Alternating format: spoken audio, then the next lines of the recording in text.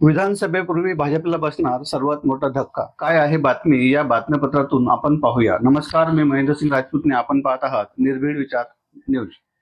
एकेकाळी राज्यात सर्वच पक्षांवर भारतीय जनता पार्टी मार्फत राबवल्या जाणाऱ्या ऑपरेशन लोटसची भीती होती।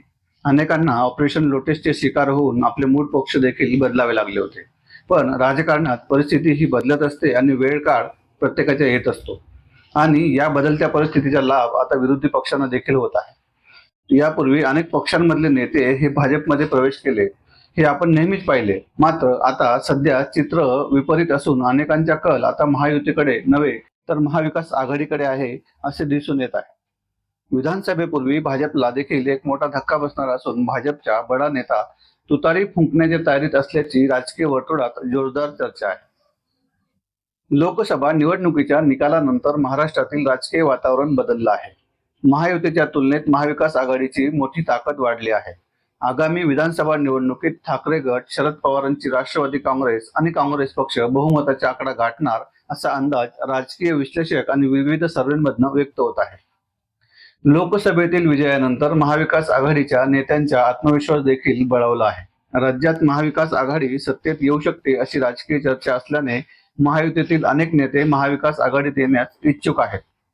एकीकडे भाजपमधील समरजित घाडगे शरद पवार यांच्या संपर्कात असल्याची चर्चा रंगली असतानाच आता दुसरीकडे इंदापूरचे माजी आमदार हर्षवर्धन पाटील हे देखील आगामी काळात पक्ष बदल करण्याच्या तयारीत आहेत।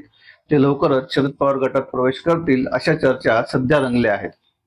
यातच खासदार सुप्रिया सुळे यांनी माध्यमांसमोर बोलताना म्हटले आहे की हर्षवर्धन पाटील हे राज्याचे मोठे नेते असून ते लवकरच मोठा निर्णय घेतील।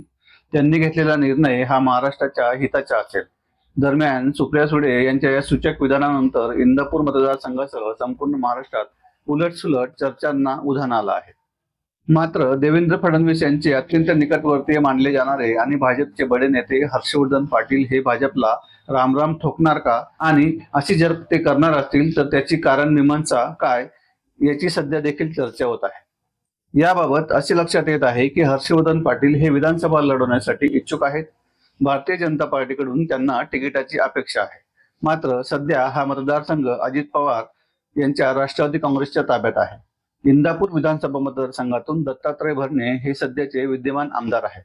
2019 साली त्यांनी कमी मताधिक्यांनी हर्षवर्धन पाटील यांचा पराभव केला होता। आगामी विधानसभा निवडणुकीसाठी महायुतीच्या जागा वाटपाच्या फॉर्म्युला ठरल्याचे सूत्रांनी सांगितलं आहे। ज्या पक्षाचे आमदार त्याच पक्षाला ती जागा सोडण्यात येईल असा देखील निर्णय झाल्याची प्राथमिक माहिती आहे। याचाच अर्थ इंदापूर विधानसभा मतदारसंघ अजित पवार गटाच्या वाटेला जाण्याची शक्यता आहे। त्यामुळे हर्षवर्धन पाटील हे लवकरच वेगळा निर्णय घेऊ शकतात अशी चर्चा सध्या रंगली आहे। मात्र असे असले तरी त्यांनी या संदर्भात कोणतेही विधान केलेले नाही। याबाबत बोलताना भाजपचे महाराष्ट्र प्रदेश अध्यक्ष चंद्रकांत बावनकुळे यांनी देखील उपरोधात्मक टीका केली असून त्यांचा निर्णय ते घेतील असे वक्तव्य त्यांनी केले आहे। या सर्व राजकीय वातावरणात पडद्यामागून हर्षवर्धन पाटील यांची शरद पवार यांच्यासोबत चर्चा झाल्याची माहिती सूत्रांनी दिली आहे। जर हर्षवर्धन पाटील आणि शरद पवार यांच्या राष्ट्रवादीत जाण्याचा निर्णय घेतल्यास हा भाजपसाठी निवडणुकीच्या तोंडावर फार मोठा धक्का मानला जात आहे।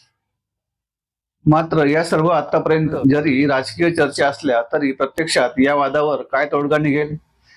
भाजप हर्षवर्धन पाटील यांना समज देण्यात यशस्वी ठरेल काय? पाटील काही वेगळा निर्णय घेतील का?